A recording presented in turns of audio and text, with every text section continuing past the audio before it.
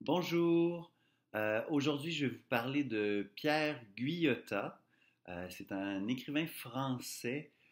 C'est l'écrivain que j'ai lu les 4 derniers mois. Malheureusement, il est mort le 7 février passé, donc juste un peu avant que je puisse faire cette vidéo. Euh, Salutations à Monsieur Guyotat. J'ai pas lu les 2 premiers livres qu'il a écrits qui s'appellent Sur un cheval et HB. C'est des livres que je n'avais pas sous la main. C'est des livres aussi dont on parle peu dans la critique qui est faite de l'œuvre de Guyotat. Donc, le premier livre que j'ai lu de lui, c'est Tombeau pour 500 000 soldats. Euh, c'est un livre où il y a à peu près peu ou pas de métaphores, d'images, d'imagination même. Il y a très peu de récits dans le sens narratif. On ne suit pas un personnage qui a une quête. Il y a des actions qui sont décrites. Il y a une situation de guerre qui est décrite de façon très objective. Et puis, il y a une accumulation de descriptions et il y a une espèce de torrent d'horreur qui passe par ce style très descriptif. C'est assez troublant. Quand j'ai commencé le livre, ça m'a dérouté énormément. Je ne vous lis pas le tout début, mais je lis parmi les premières pages. La fille déboutonne le haut de sa robe jusque sous les seins, tire, enjambe, piétine la robe souillée. Froissée dans les multiples étreintes des gardes, la fille est nue, les reins appuyés à la balustrade des fourneaux. Le garde déboucle son ceinturon. Il le fait passer dans les anses du tranchant, puis le boucle autour de la taille de l'esclave. Le tranchant étincelle entre ses cuisses. Une touffe de toison sort par-dessus. Le garde remue le couperet. Il le soulève. Il enfonce son poing contre le sexe de l'esclave, ressort son poing ruisselant et le frotte entre les seins puis au visage. Aravique étreint le ventre de la femme, la viande qu'elle écrase, coupe et déchire, met dans les yeux du garçon des lueurs rouges, des lambeaux jaillissent, s'accrochent aux lèvres du garçon. Le garde balance le tranchant sur les cuisses de l'esclave. Alors, on a vraiment des descriptions horribles comme celle-là. Il y a beaucoup de sang, beaucoup de boue, de merde, de sperme, il y a de la violence, il y a du sexe, et tout ça est lancé euh, un peu directement au lecteur. On tombe au milieu de la scène, on n'est pas amené à quelque chose. Vraiment, on apparaît en plein milieu du carnage, puis on essaye de faire sens avec tout ce qui se passe autour de nous. Et c'est pas évident du tout, mais c'est très bien fait et c'est impressionnant. Le deuxième livre que j'ai lu de M. Guyotat, c'est Éden, Éden, Éden. C'est reconnu un peu comme son chef-d'œuvre. C'est le livre qui va amener de la censure. Donc, le livre va être interdit dans les casernes de militaires. Il va y avoir une interdiction aussi aux moins de 18 ans. Il va y avoir une pétition qui va être signée de plusieurs artistes, plusieurs intellectuels pour lever les interdits sur ce livre.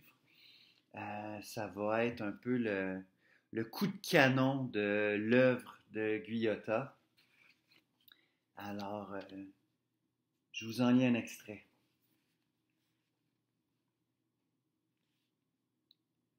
Deux mâles attachent les bêtes derrière les tentes. Les enfants, cul bourré de crottes embouclées, assis sur l'herbe rongée par le sel, allaitent. le front couvert de poussière, la tête inclinée, atone sur l'épaule, l'œil violacé, scrutant le montage des tentes. Un soldat bouclé, brun, joue bandé de viande noire, attouchant les lobes grêlés, s'accroupit, sexant crassé, tressautant dans le slip auprès d'une fillette. Il lui caresse la nuque, sa main descend sous les haillons, qui recouvrent la gorge, palpe les seins, les aisselles. La fillette ferme ses yeux, sa tête attouche le poignet, enduit de jus de raisin du soldat, une salive grise de faim coule hors de sa bouche, sur sa joue, mouille le poing du soldat. Et ça continue. Et contrairement à Tombeau pour 500 000 soldats, là, il n'y a à peu près pas d'intervention des personnages. On est vraiment dans la pure description. Il n'y a pas non plus de chapitres, parties. Il n'y a même pas de paragraphes. Donc, quand on est dans le texte, là, c'est directement les descriptions qui s'enchaînent comme ça. On a l'impression d'une avalanche de matière. C'est vraiment ça. Les corps, les violences, les sécrétions, tout ça nous tombe dessus en cascade. C'est à la fois effroyable et une expérience littéraire intense. Franchement, ces deux livres-là, je les recommande chaudement à tout le monde. Quand j'ai eu fini de les lire, je me suis dit, waouh, j'ai découvert un nouvel écrivain préféré, quelqu'un qui vraiment m'allume, c'est vraiment fort. Il a publié après Littérature interdite. Il s'agit d'entrevues, d'essais où il explique un peu sa démarche derrière ces deux œuvres phares. Il va parler de matérialisme. Il y a une conception matérialiste de l'écriture, de l'art. À l'époque, il était membre du Parti communiste français. Donc, le marxisme nourrit aussi son écriture. Donc, je lisais ça et je continuais à me dire, mais qu'est-ce que c'est fort, quelle bonne idée. Et là, je tombe dans le roman qui va suivre Éden, qui s'appelle Prostitution. Je l'ai pas avec moi, je l'ai emprunté à la bibliothèque, mais je l'ai lu, puis là, il y a un bloc. Il y a Prostitution, il y a également le livre que j'ai ici, et puis il y a Progéniture. Et là, avec ces livres-là, ce qui va arriver, c'est que j'ai l'impression qu'il a essayé de lancer une nouvelle direction à son écriture, et il va travailler la langue orale, ce qui est à peu près absent des deux premiers livres. Il y a ici et là des phrases de personnages, mais l'oralité n'est pas travaillée comme on peut la rencontrer chez, par exemple, Louis-Ferdinand Céline. C'est pas du tout le truc. Mais malheureusement, après ça, il va s'y mettre et là, il va hachurer le langage jusqu'à ce que ça devienne absolument incompréhensible. Je vous lis un extrait.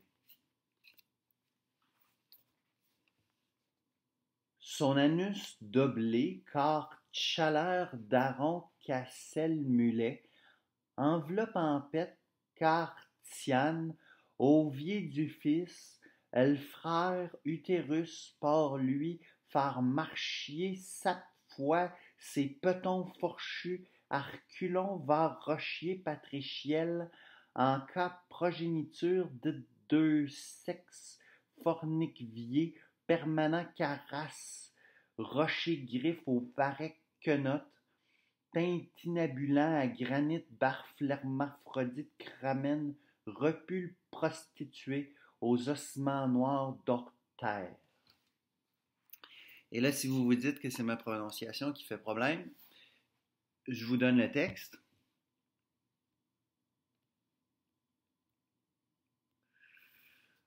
Alors, vous voyez, là, on tombe dans complètement autre chose et j'ai l'impression qu'il il s'est dit qu'il voulait rendre cette matière avec laquelle il travaillait plus opaque.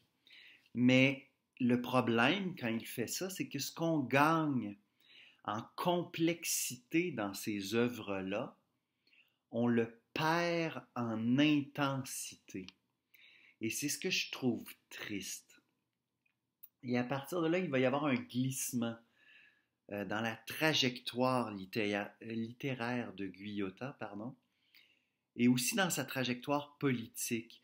C'est quelqu'un qui était très anticolonialiste, très près des ouvriers, marxiste. Et tranquillement, il va se détacher de ça, va se détacher de Tel Quel, qui était le groupe autour duquel il tournait. Et il va devenir un peu un loup solitaire qui, dans ses entrevues, ménage la chèvre et le chou. Quand il parle de la guerre d'Algérie, il va parler des massacres du FLN ou de la camaraderie des militaires. Et là, ça devient louche et étrange et c'est vraiment pas si bon. Il continue de parler d'exploitation, de prostitution, entre autres dans les deux livres Joyeux animaux de la misère. Ça, c'est le tome 1. Il existe un tome 2, Par les mains dans les enfers. Et là encore, j'ai l'impression qu'on ménage la chèvre et le chou. On n'est plus aussi opaque que dans le livre ou Progéniture, mais on n'est pas non plus dans une description flamboyante comme dans Éden, Éden, Éden ou dans Tombeau pour 500 000 soldats. On est dans quelque chose qui pourrait être presque un exercice de style, d'une description sur le monde de la prostitution, mais en même temps, on ne sait pas qui parle ni comment. On veut rejeter le lecteur, mais pas complètement. Il y a quelque chose de franchement agaçant, puis d'autant plus qu'il va sortir un peu en même temps des livres qui font des récits autobiographiques, donc vous avez Formation. Et le plus récent, celui qu'il a publié juste avant sa mort et qui va gagner le prix Médicis, Idiotie, un livre que j'aime pas du tout. Encore une fois, je trouve qu'on récompense pas les grands auteurs quand ils le méritent, puis on les récompense trop tard pour des livres plus faibles. C'est dommage, c'est mal fait, mais bon, ça, l'industrie du livre a toujours été en retard, il n'y a rien de surprenant là-dedans. Donc, pour ce qui est de Guyotat, l'œuvre, c'est un auteur intéressant. Même les livres que j'ai moins aimés ont quelque chose à offrir, mais vraiment, je considère que les deux premiers que j'ai lus, qui sont son troisième et son quatrième roman, donc encore une fois, Tombeau pour 500 000 soldats et Éden, Éden, Éden. Là, on est vraiment en présence de deux chefs-d'œuvre.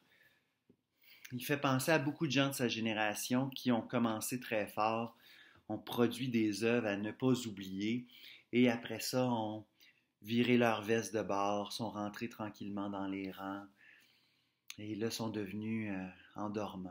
Alors, c'est un peu triste comme trajet, mais deux livres magnifiques et une œuvre intéressante. Donc, je vous recommande fortement Éden, Éden, Éden, Tombeau pour 500 000 soldats.